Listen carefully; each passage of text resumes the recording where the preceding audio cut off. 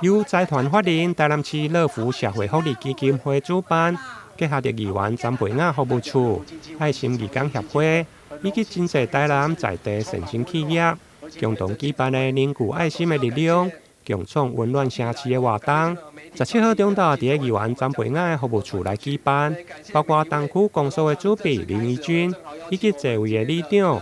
联谊会会长、副会长，拢到场来出席，肯定这项有意义的活动。我们这次的爱心不落人后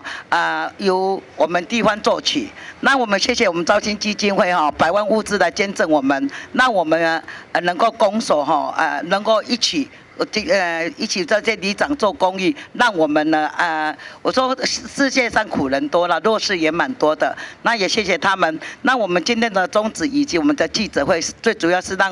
让我们谢谢基金会，也谢谢也希望里长帮我们传递下去。感谢我们台南在地的热心企业，然后他们在这样子一个经济以及环境相当严峻的时候，可以捐出这么一份又一份的物资，我想代表了可能不只是物资，更是一份又一份的爱心。然后再来也是信任我们乐福基金会长期关注于弱势家庭以及弱势儿少的议题，然后愿意将这些物资透过我们曾培雅服务处，大家一起通力合作，发放给真正需要的。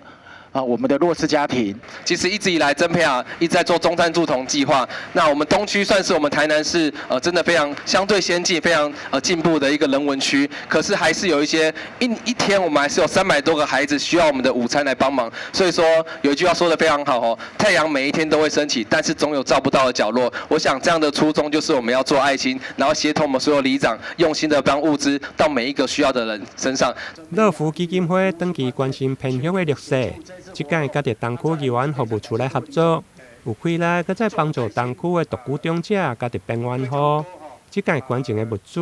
有生活用品的油甲面、沐浴乳锭，另外嘛有成人的纸尿布，希望会用帮助弱势家庭减轻负担。詹培雅服务处的执行长欧振豪嘛承诺，未来将持续关心基层民众的生活，将这份爱来传送给每一个需要的家庭。台南新闻林根采访报道。